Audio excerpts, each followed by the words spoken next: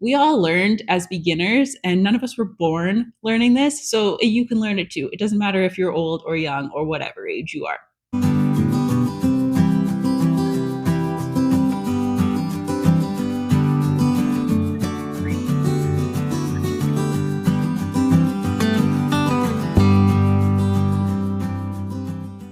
Hi, I'm Ashley and I love horses.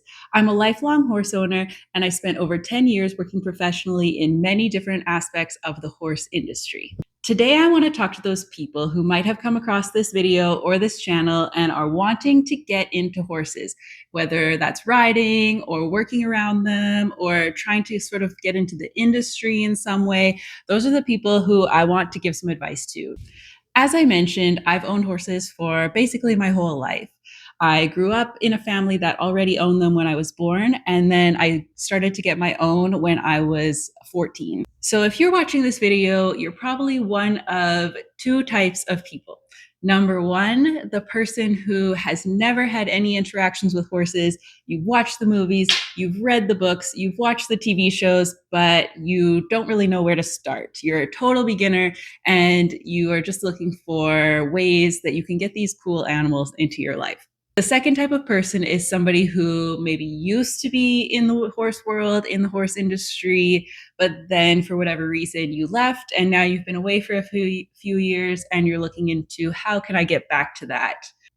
Let's talk about the beginner. Maybe you have an acquaintance, a friend, somebody that you sort of know, a neighbor who has horses, and you can ask them if they would be willing to teach you. This is often the cheapest and the best way to get your feet wet. Let me tell you what not to do. Do not do this. Do not go out and buy a horse just because you think it would be cool. If you have never touched a horse, ridden a horse, or been around them at all, you should not go buy a horse. Don't do it. If you've never owned a horse, you should not be buying one without the help of somebody experienced. The number of Reddit pages and horse training question forums that I have read that the main problem is that the person bought a horse that was not suited for them is so many. It's way too many. So please do not do that. If you don't know anybody, if you are like, Ashley, I don't know anybody like that, there's nobody around me who even knows how to spell the word horse, then I would say next stop would be to look for somewhere that you can take a lesson or two, or that would let you come and just be around their horses and get some hands-on experience. So that would be likely a boarding stable or a lesson stable, or even some kind of venue that houses horse events. So for me, where I am, that wouldn't be too hard because I'm right outside a major city in Western Canada. So there's a lot of horses around here. There's a lot of stables around here. It wouldn't be hard for me to just walk up to any of them or give them a call and say, hey, I want to learn about horses and tell me where to start. If you don't live that close to anywhere, I would say look around. Sometimes you might have to be willing to drive for an hour or so. Use internet, what's out there, ask around, ask your friends, where can I go? What can I do? Do you know any stables? Do you know any people with horses? Once you can find a list of lesson stables or boarding stables or places that sound like they could be an option, you should learn a little bit more about each one. Which one seems like it would be a good fit for you? So if you are a teenager and you're looking, are there other teenagers at this facility? Maybe you want to make some friends. Having a community is the best part of being at a stable. So are there other people that you would be friends with? Now, if that helped you narrow down your stable search, but you still have a few different options, I would say look at the one that's closest to the discipline that you see yourself pursuing in the future. Does the cowgirl lifestyle appeal to you, or would you rather do the jumping or dressage? That's going to be a big decision maker about where you go in the future. If there's only Western barns around you and you don't want to be the cowgirl, but you have no experience, I would say choose what's closest, choose what fits you. If you wanted to learn English, but there's only Western barns around you, it's still a starting point. The fundamentals are the same. The equipment's a little bit different. And yeah, some of the riding style is a little bit different, but a horse is a horse and riding a horse is riding a horse. And there's a lot of things you can learn when you're a beginner that aren't discipline specific. So I would say that's not a make or break, at least when you're just learning and when you're just starting. Now, once you've narrowed your list down to maybe 2 or 3 stables, see if you can go and do just a meet and greet and a little visit. That will give you sort of a feel for the stable and the type of people that are there and how they keep their horses. I think that if the owners are willing to meet you and just give you 10 minutes of their time or so, then that is a really green flag for that place. If they say, no, we don't want you coming here unless you're paying, then I would think that's just something to keep in mind. And it might not be the right fit if they're not very friendly to new people in the horse world. Once you've done a meet and greet, make sure you find out all the different offerings. So, do they have private lessons? Do they have group lessons? Are people grouped by age or by ability? It should be ability, but often it's age as well. What types of horses do they have that you can use? Are their horses included in the lesson package, or do you have to pay extra to ride their horses? Do they have lease options? If you're just a beginner, I would say stick with what is the most straightforward. Get a lesson package where you have 5 or 10 lessons, or 8 or 12 or whatever, and make sure that you can ride one of their horses, that the horses are beginner broke, that they are schoolmasters, that they've been there, done that, and that they'll be safe for you to learn on and for you to make mistakes on. That would be my recommendation. Make a list of barns that are close to you, narrow it down based on type and discipline, do a meet and greet, and then go by what kind of lesson packages they offer. If you are just riding with a friend or a family member, that's a lot more informal. So you can just say, I want to come this day, and see what works for both of you. See how they can help you meet your goals, and just have a lot of discussion so that you are on the same page with what you're wanting out of the experience.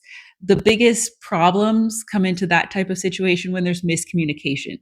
So make sure that you are telling that person what you are wanting to do. You're wanting to get comfortable around horses, you're wanting to learn to ride, etc., and that they understand what you want and are able to give that to you. If it's a friend and they are just not getting it, or they're putting you in situations where you are uncomfortable or feeling like you're in danger, then that's not worth it. Yes, they might be letting you ride for free or for a small amount, but getting hurt or having a bad experience is not worth saving the extra money. Go to the lesson barn in that case.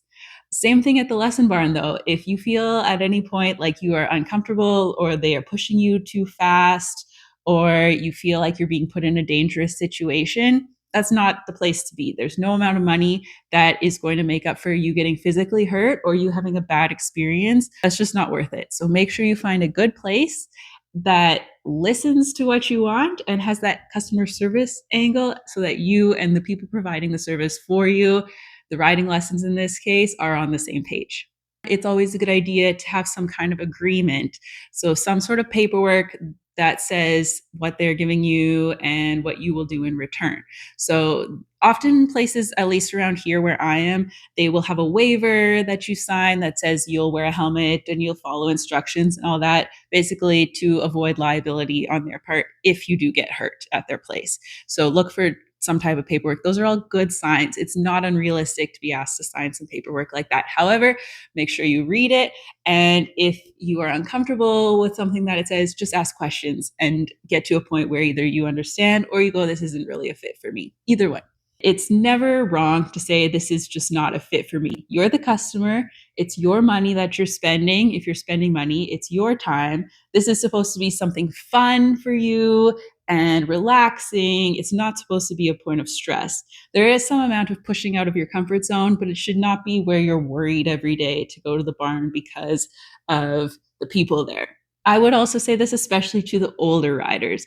It's okay to be a bit nervous. Horses are big animals. And if you haven't been around them, you don't know their body language yet. So that just comes with time of spending time around them and working around them. And there's no way you can sort of learn that quickly. You can read books and watch videos and all that. That'll help you, but there's still an element that's just learned over time, that's developed through reflex. And you're just going to have to put in that time. And that's totally okay. We all learned as beginners, and none of us were born learning this. So you can learn it too. It doesn't matter if you're old or young or whatever age you are.